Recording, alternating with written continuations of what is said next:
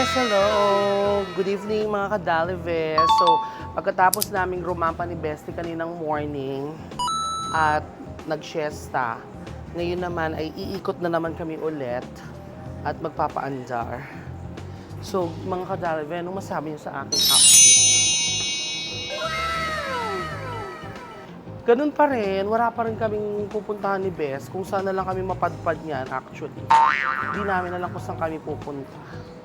Basta laban lang. Di ba, Bes? Yes. Bes, let's go.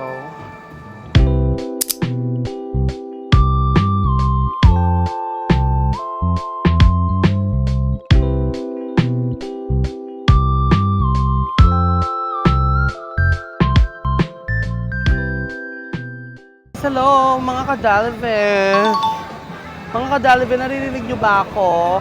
So, medyo maingay ngayon, medyo chaotic yung lugar, no? As you can see, buhay na ang Simending Street. So, parang may napag-desisyon na kami ni Bes. Pupunta kami ngayon dun sa, Rainbow Road na Bes. Kung saan yung mga rainbow ng mga LGB. We were here earlier today, kaya lang umulan. So, ngayon na hindi na maulan, ilalaban namin. Medyo humid, medyo mainit, kaya ganito yung outfitan ko ngayon mga kadalve, no? So, explore natin yung night market.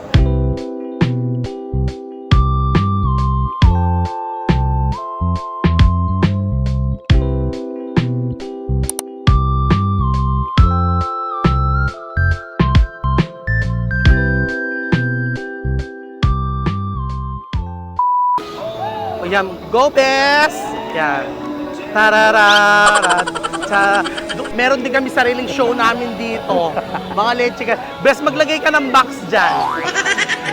Ito yung bag. Go. Gaga. Yan. Go Bes! Bes, umarap ka dito. Darara.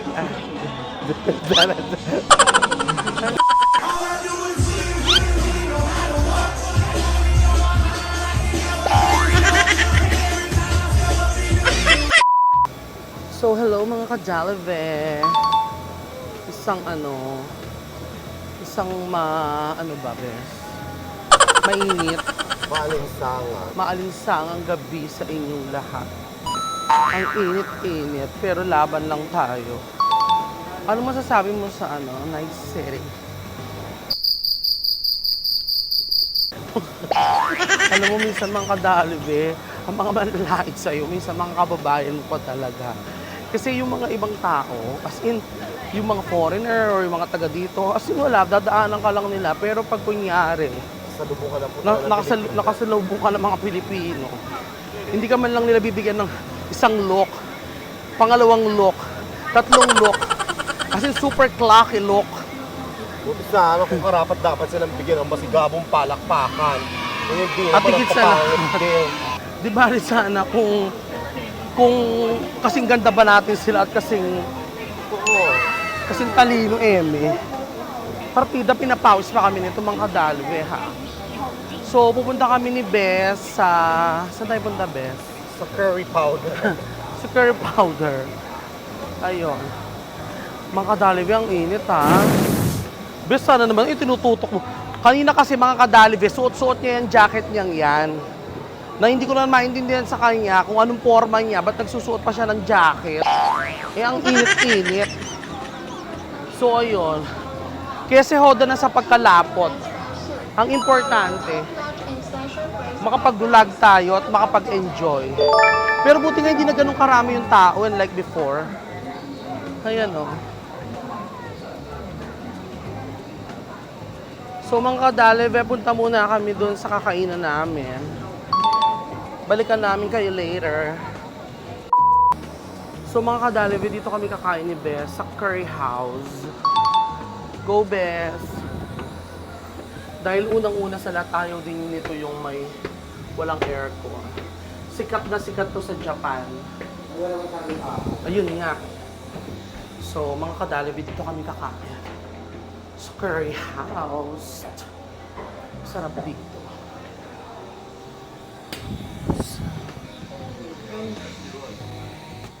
So mga kadalive, ito yung menu ng Curry House. So, yan. Yan yung mga food nila. Pipili kami ni Bes kung anong kakainin namin. Anong sa'yo, Bes?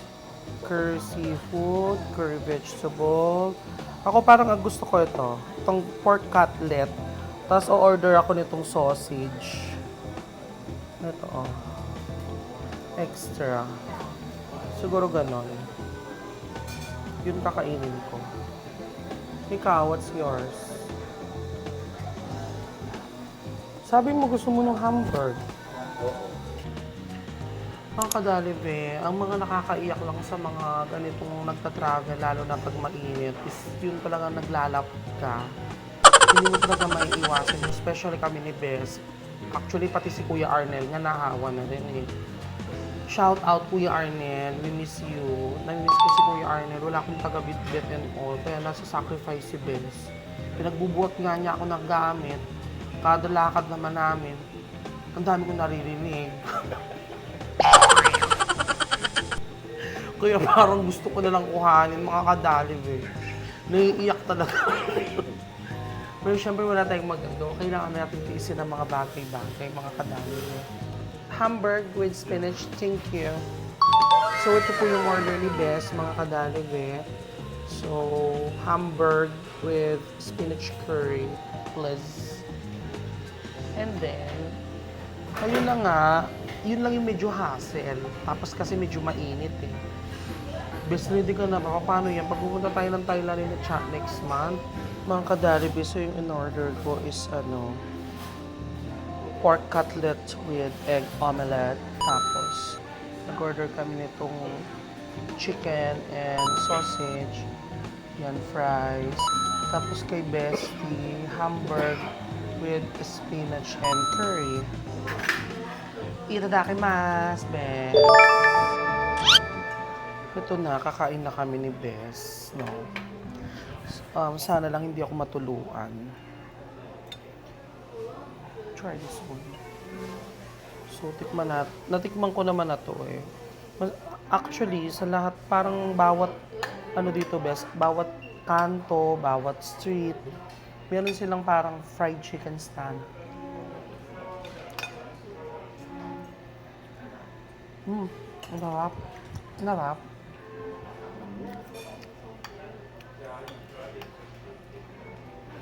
Kain tayo, mga kadalibe.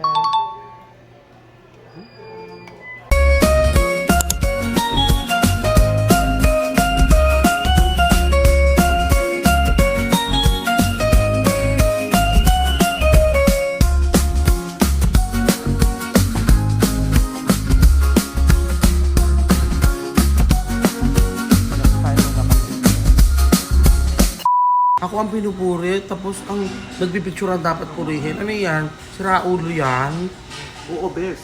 Dahil hindi ka naman talaga tunay na maganda. Hindi ka naman talaga tunay na maganda. Ito ko lang. Ginagandahan ko lang. Inaano ko lang yung angle mo. Kasi Gusto kong sakit parang feeling ko, parang gusto kong mag-book ng flight ngayon. Parang gusto kong mag-first class pa uwi. Ay, sana naman tayo hindi mo lang ako binigyan ng kaintingan sa mga sinusuot mo. Ginagawa mo nga ako para ako nag-aalaga ng elepante sa Hindi naman tayo nakakapunta ng Thailand ka. Parang feeling ko nasa Thailand. Eh ako nga, mas akong hindi mo binibigyan ng kahihiyan, Bes. Siri mo, mas tinitingnan tayo pag magkasama tayo at tapos tignan mo, kinukuha mo pa yung coke ko.